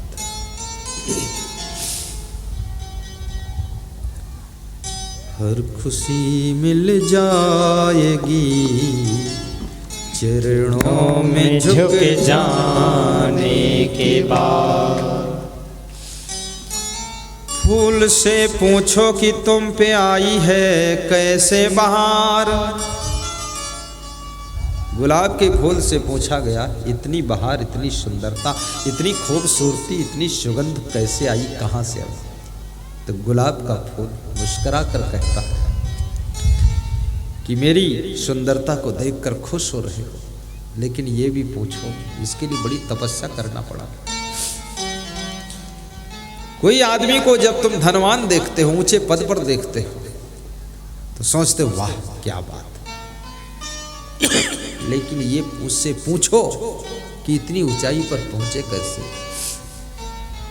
तो जब वो अपनी कहानी सुनाना शुरू करता है तो उसके आंखों में आंसू आ जाते हैं कि बड़ी दुर्दशा हुई है, तब इतनी ऊंचाई पर पहुंचा। फूल से पूछो कि तुम पे आई है कैसे बहार, कब तलक कांटों पे सोया डाल पर आने के बाद, कब तलक कांटों पे सोया डाल पर आने के बाद, कुछ न बिगड़ेगा तेरा प्रभु शरण आने के बाद। शरण शरण शरण हर खुशी मिल जाएगी। चुनाव आपको करना है, किसकी शरण में जाना, किसके चरण में जाना, किसके शरण कठोर। हर खुशी मिल विभीषण राम की शरण में गया, भक्त बन करके झुक जा, सबके दिलों में अमर हो गया। कुंभकर्ण रावण की शरण में गया, रावण से पहले ही मारा गया। इसलिए शरण में भी चुनाव करना है, किसकी शरण में जाना है। पूरी जिंदगी चुनाव से भरी हुई है, बचपन से लेकर बुढ़ापे तक जिंदगी भर तुम चुनाव ही करते रहते हो। जब स्कूल में जाते हो वहां सब्जेक्ट का चुनाव करना है कि साइंस से पढ़ना है कि एग्रीकल्चर से कि कॉमर्स से कि लिटरेचर से, कौन सब्जेक्ट लेना है। चुनाव गलत हो गए, बनना चाहते थे डॉक्टर तो बन गए साहित्यकार।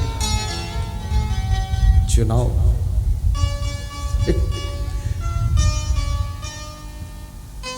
विवाह भी चुनाव से होता है। ढूंढ रहे थे देवी जैसी पत्नी और चुनाव कर लिया चंडिका देवी का, पूरा घर खंडेर हो गया। ढूंढ रही थी राम जैसा पति, चुनाव किया रावण का, सब डिस्टर्ब हो गया। चुनाव करना है, गुरु का भी चुनाव करना पड़ता है कि गुरु किसे बनाऊं।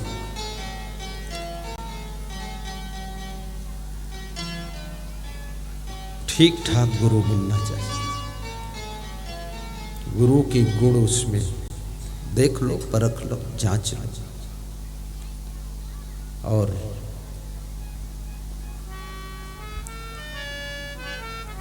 किस फील्ड में काम करना है उस फील्ड का चुनाव भी आपको करना है। राजनीति की फील्ड में जाना है। अभी मध्य प्रदेश में एक सज्जन मिले मंदसौर जिले में, बोले कि 10 साल से राजनीति में लगा हूं, कोई रिस्पांस तो आया नहीं। तो आपसे पूछ रहा हूं छोड़ दूं क्या? तो हमने कहा मैं नहीं कह सकता इतना जल्दी छोड़ दो। बोले बर्बाद तो बहुत हो चुका हूं, 10 साल व्यर्थ में चले गए, कोई चांस दिख नहीं रहा। तो हमने कहा 2 साल और रगड़ी मारो, अभी धैर्य मत तोड़ो। जिस फील्ड में लगे हो कुछ ज्ञान हो गया, बहुत जल्दी फील्ड भी नहीं बदलना चाहिए, अन्यथा आप न घर के रहोगे न घाट के, धोबी की कुत्ता 12 बाट के।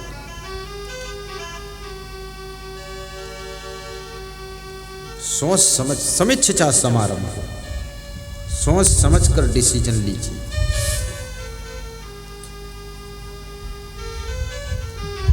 अब्राहम लिंकन ने राजनीति की फील्ड चुनी थी, 15 बार चुनाव लड़ा, 15 बार हार गया। 16वीं बार चुनाव लड़ा और जीत गया और राष्ट्रपति बन गया, अमेरिका का राष्ट्रपति। धैर्य को टूटने मत दो, लगे रहो। सर्विस के लिए भी कई बार कंपटीशन देंगे, आप फेल भी हो सकते, फिर कभी अवसर आ हो सकता है जिस समय तुम्हारा धैर्य टूट रहा हो, बस वही आखिरी राउंड में सफलता छिपी हो। इसलिए घबराओ मत। और कंपटीशन दे दो, एग्ज़ाम दे दो, इंटरव्यू दे दो, निकल जाओगे।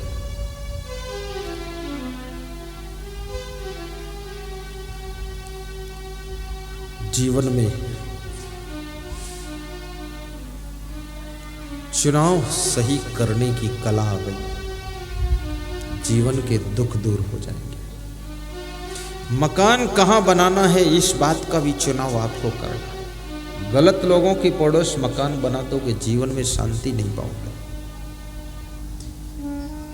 पहले सोसाइटी देखो, लोग किस तरह के रहते आसपास में, वहां मकान बनाइए। और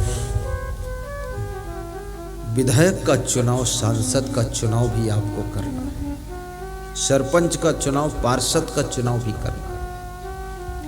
इसमें भी सोच समझ कर वोट देना है, किसको वोट दिया जाए।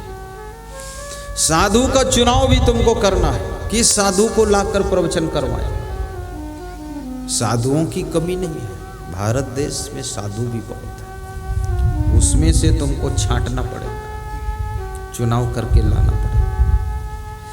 ऐसा ढूंढ के लाओ साधु, दमादम मस्त कलंदर, तुम्हारा पहला नंबर। अच्छा सत्संग सुनाए, वैराग्यवान हो, नियम संयम में पक्का हो।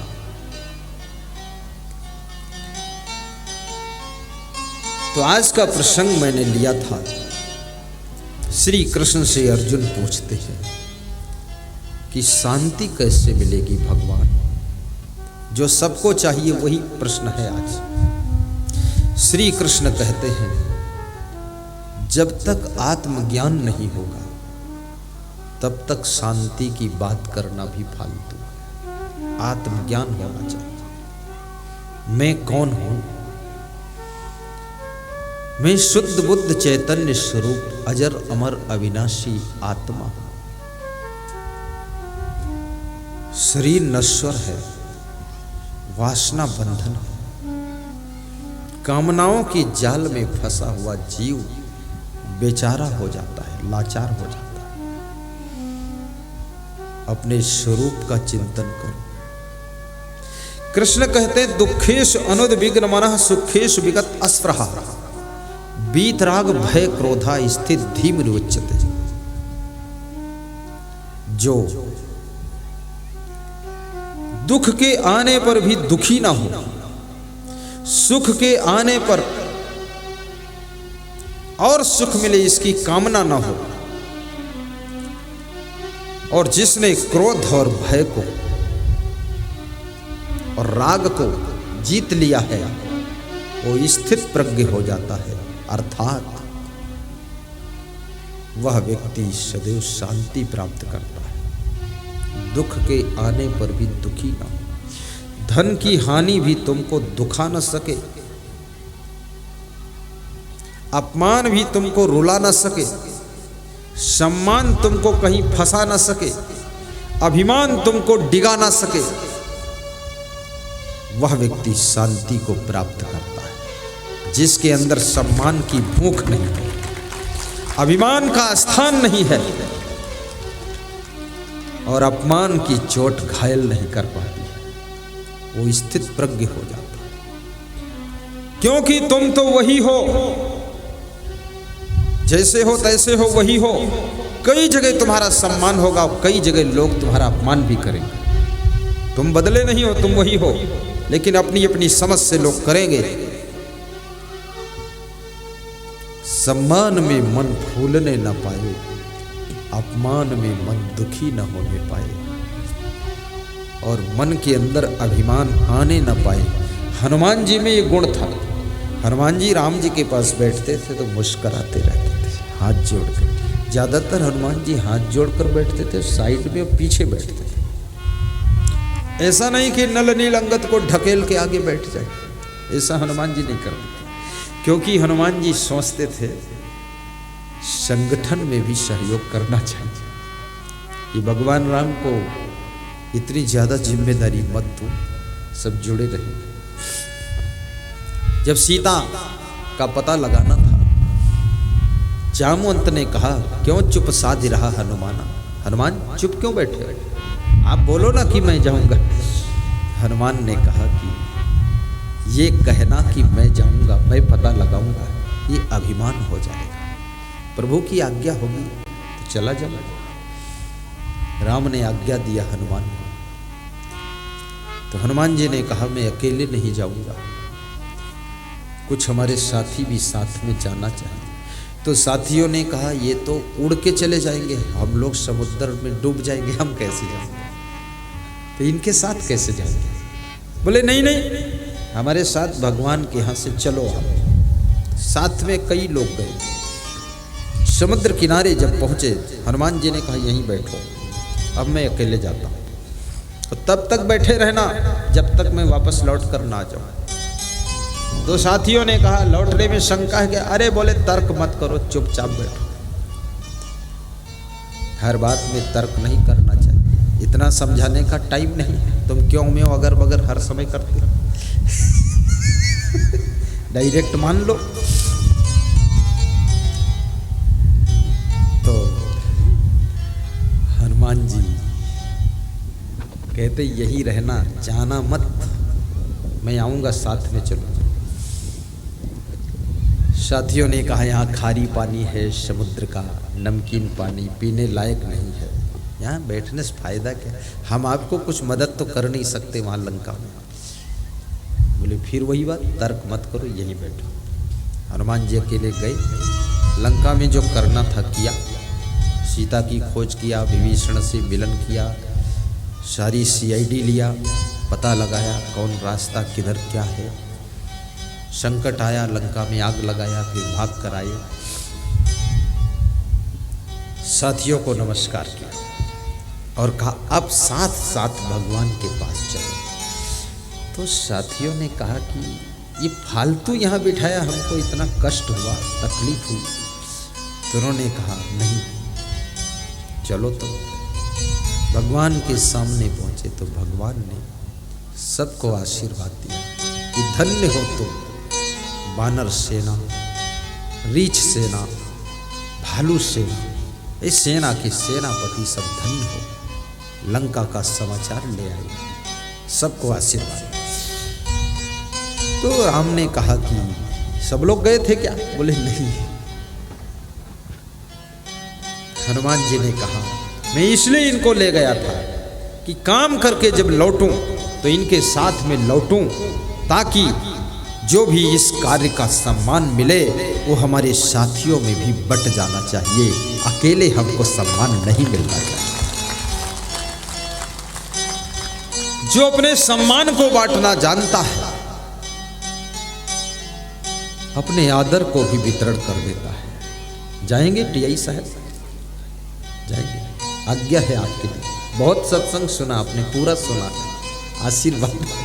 महान बनो, बुद्धिमान बनो, विवेकवान बनो, सुखी रहो और शुभ मनोकामनाएं पूरी हों, ऐसा आशीर्वाद। ठीक, बाकी लोग बैठे रहो आराम से।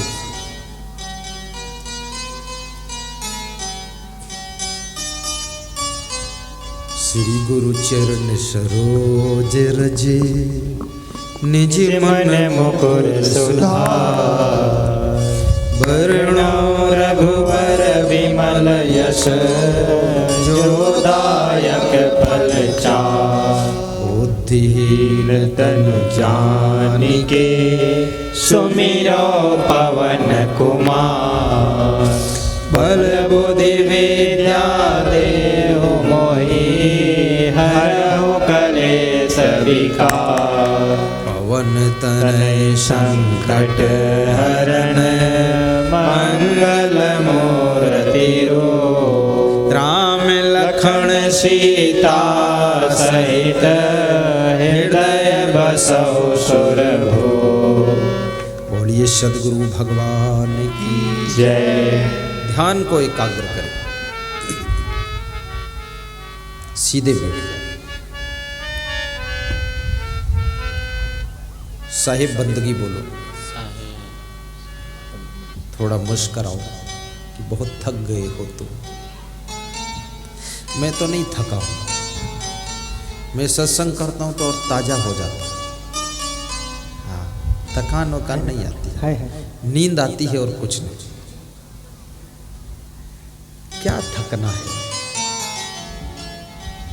आनंद है सब, सुख है, बहुत सुख शांति है, बड़ी खुशी है। क्यों है खुशी? खुशी है इसलिए खुशी है। और क्यों खुशी है? अकारण खुशी है। व्यास गादी कवित्री श्रीमती विजय लक्ष्मी का भी सम्मान कर रहे हैं। खड़ी हो जाओ। व्यास गादी श्री कमलेश जी, भाई साहब ब्रह्मा कुमारी, उनको भी सम्मान कर रहे हैं। धन्य हो, बहुत बहुत आशीर्वाद है। बस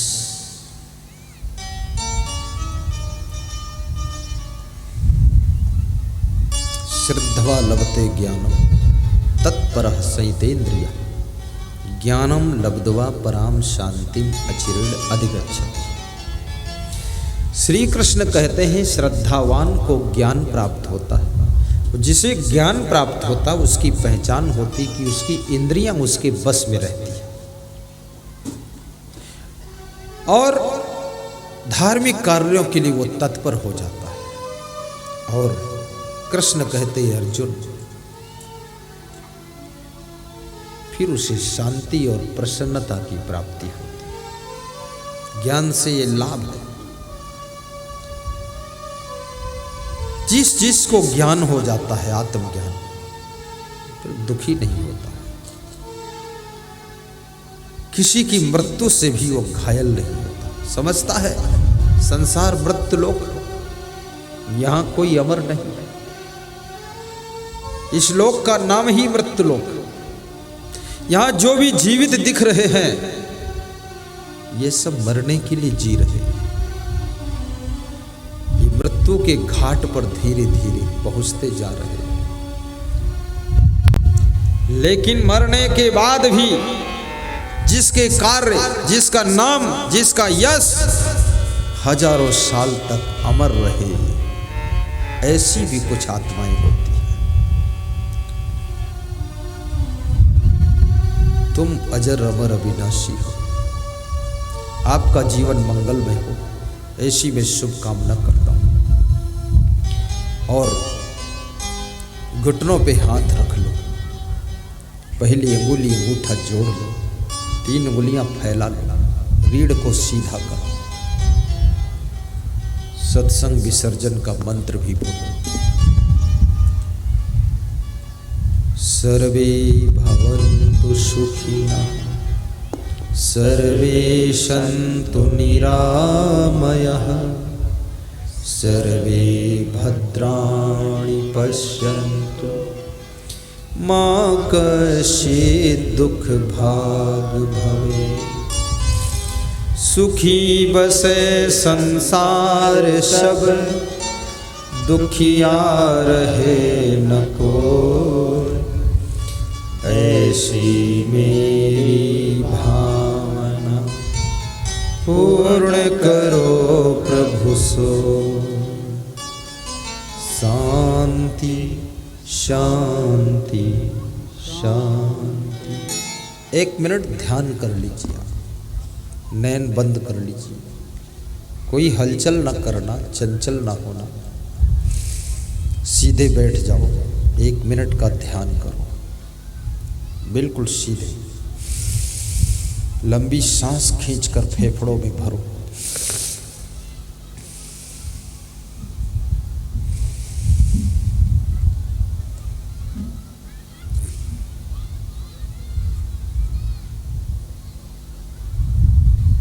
नैन खोलकर दर्शन करो, हाथ जोड़कर बोलो जय सिया राम, अंजलि बांध कर बोलो, सिर झुका कर की साहिब बंदगी। साहिब बंदगी। साहिब माने श्रेष्ठ दिव्य आत्मा, बंदगी माने प्रणाम। दिव्य आत्माओं को प्रणाम करने का शब्द ये साहिब बंदगी है।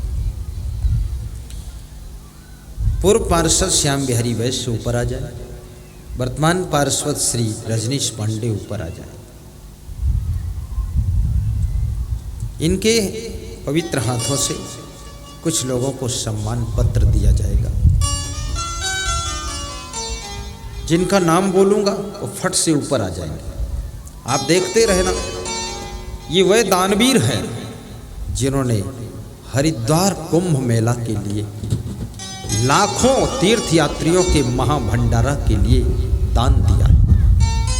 राम बचन साहू गनियारी वाले 5100 की राशि, महेंद्र विश्वकर्मा, राजनारायण विश्वकर्मा कोड़गड़ी वाले 5100 की राशि, ताली बजा दो इनके नाम पर। भोलानाथ शाह करामी 1100 की राशि, राम लल्लू शाह गहिलगढ़ गुप्त दान, सबको देते जाए। इधर से ले, इधर रजनीश पांडे इधर रहो, श्याम बिहारी इधर रहो, तुम इधर आओ। रजनीश जो इधर आएगा इधर देते जाओ। अरुण कुमार शाह, रामकरण शाह बिंदनगर, सत्यनारायण साहू बिंदनगर, पवन कुमार शर्मा पिपरा झापी, सुनील कुमार गुप्ता खामडाट, शंकर लाल बैस हिरवा। आरती सबके तक पहुंचा दे। श्याम लाल शाह धनगढ़, राधे श्याम बैस सिंगरौलिया, सुरेंद्र प्रसाद जायसवाल भाऊखंड, कमरहट उमेश सिंह, प्रभु नारायण पटेल गहिलरा, निरंजन पटेल गहिलरा, सुनीता देवी पटेल गहिलरा, राम प्रकाश पटेल गहिलरा, दीनदयाल पटेल गहिलरा, रामनिरंजन पटेल कंजी, अश्विनी देवी गहिलरा, राम प्रसाद साहू गहिलरा, राम गोपाल विश्वकर्मा मिडुल। सब यथास्थान रहे। अब एक कीर्तन की एक लाइन बोलिए। ये दानियों के लिए ताली बजा दो। कुंभ मेला हरिद्वार में बहुत बड़ा भंडारा होना है, जिसके लिए आप मंडप में बंधे हुए दान डिब्बा में भी अपनी सेवा राशि समर्पित कर सकते हैं। और मुझे जो दान मिलेगा सब कुंभ मेला में दे दूंगा। 1 महीने से प्रवचन कर रहा हूँ, सारा दान वहीं भेजूंगा। 1 करोड़ का खर्चा है। मैंने भी संकल्प लिया, जो दक्षिणा देंगे लोग वो भी दे दूंगा। राम लगन तिवारी 2500 उज्जैन आश्रम निर्माण के लिए चेक भेजा है। अब गाइए, एक गीत है छोटा सा। सुखे करता बन के दुख हरता बन के चले आना, गुरुजी चले आना। सुखे करता, ताली बजा के जोरदार दमदारी के साथ।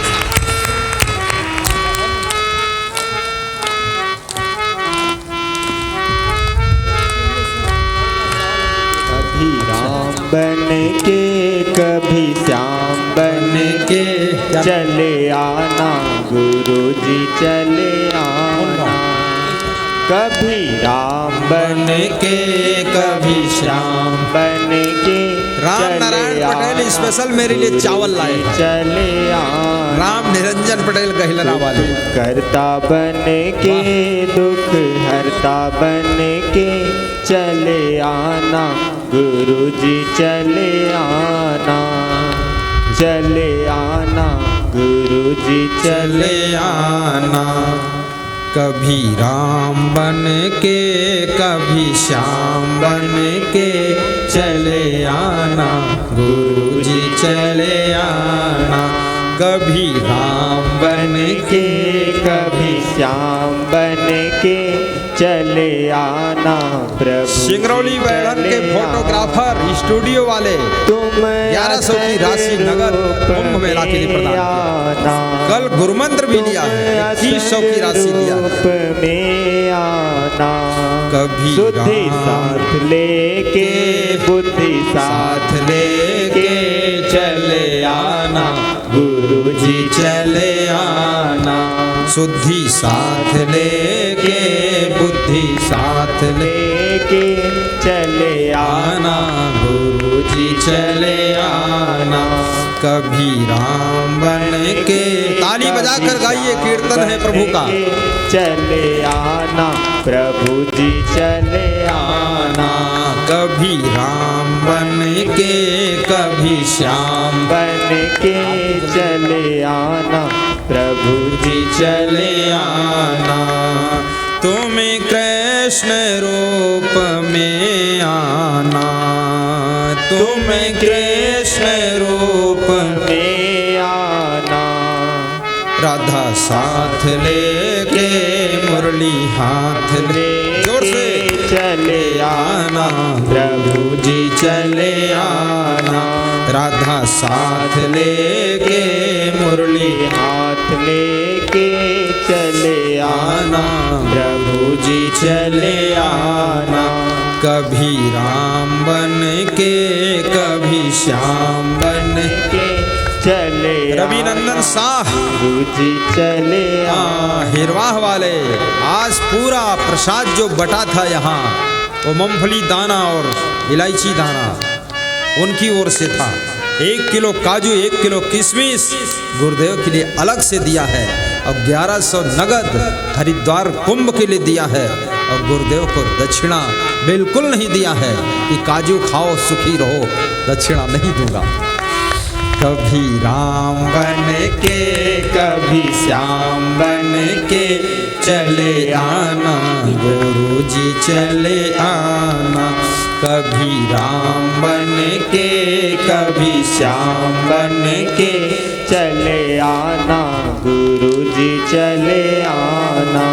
तुम्हें गणपति रूप में आना, तुम्हें गणपति रूप में आना।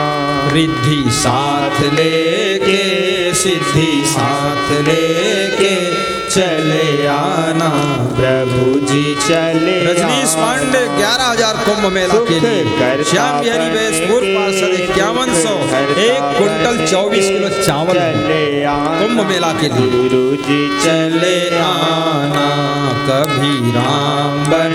राजू जायसवाल भाऊ खंड 50 किलो चावल कुंभ के लिए 1100 की राशि नगद। ताली बजा दिया करो। कभी राम बन के कभी श्याम बन के चले आना गुरु जी चले आना। चले आना गुरु जी चले आना। तुम्हें क्षमा रूप में आना, तुम्हें क्षमा रूप में आना। तुम्हें क्षमा रूप में आना। तुम्हें क्षमा रूप में आना। भक्ति साथ लेके शक्ति साथ लेके चले आना। जोरदार जोरदार समापन मंगल आरती आज होगी, महाआरती। कभी राम बन के कभी श्याम बन के चले आना गुरु जी चले आना।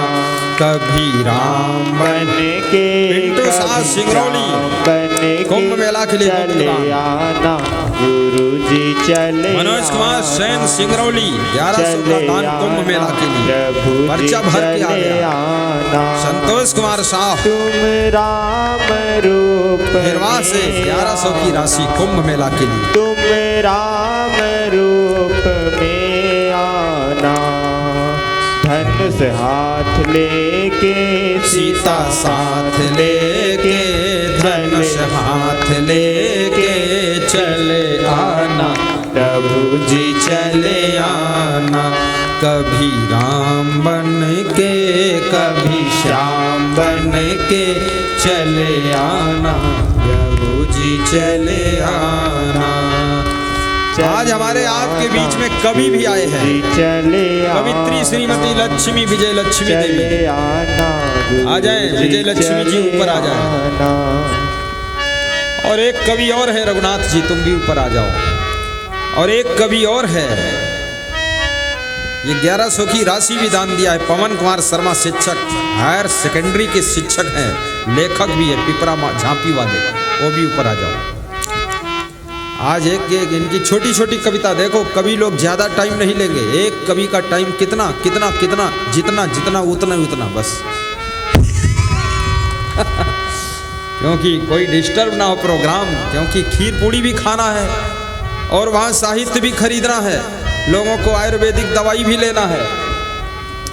आज मेरे पास एक घुटना दर्द, कमर दर्द की दवा देकर गया है वैद्य, एनार्ट पाउडर, 10 लाख लोगों का दर्द खत्म हो। खड़े रहो, सब खड़े रहो।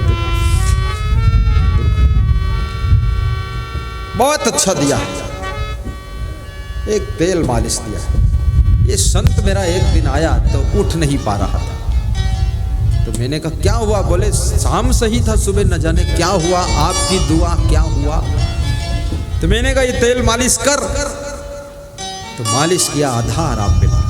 हमने कहा पूरा बोतल मालिश कर डाला, 3 दिन में पूरा आराम हुआ। ये तेल है श्री च्यवन कंपनी का, नाम है राइट किंग ऑयल। आपको मिल सकता है लेकिन अभी नहीं मिलेगा, बंद है सब। अभी तो राम बन के आना है, श्याम बन के आना है। कभी राम बन के कभी श्याम बन के चले आना, गुरुजी चले आना। अपने अपने स्थान पर भाव श्रद्धा से आरती के लिए खड़े हो जाए, जोड़कर ताली बजाते हुए आरती का पुण्य प्राप्त करेंगे। साहेब आरती हो, आरती दीन दया, साहेब आरती हो, आरती गरीब निवास, साहेब आरती हो, आरती दीन दया, साहेब आरती हो।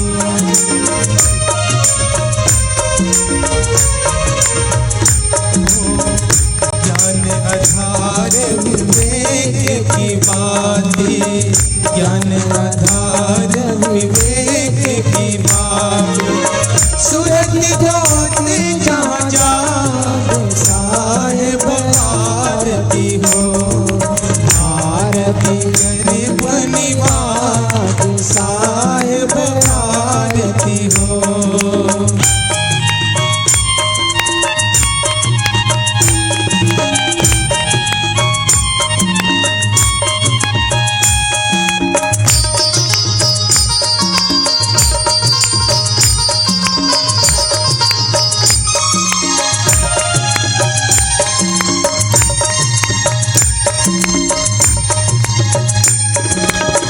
आरती करो सतगुरु साहिब की, आरती करो सतगुरु साहिब की, जहाँ सब संत समाज, साहिब आरती हो, आरती दीन दया, साहिब आरती हो, आरती गरीब निवास, साहिब आरती हो।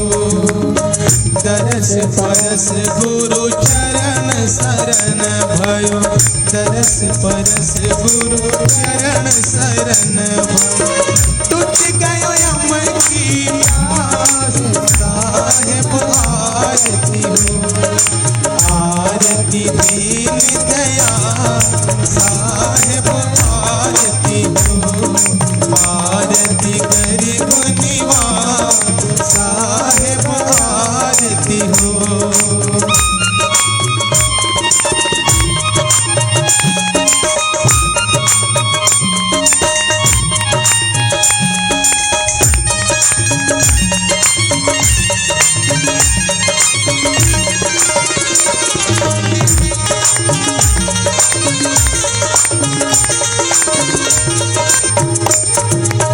साहेब कबीर संतन की कृपा से, साहेब कबीर संतन की कृपा से, आया हूँ परत प्रकाश, साहेब आरती हो, आरती गरीब निवास, साहेब आरती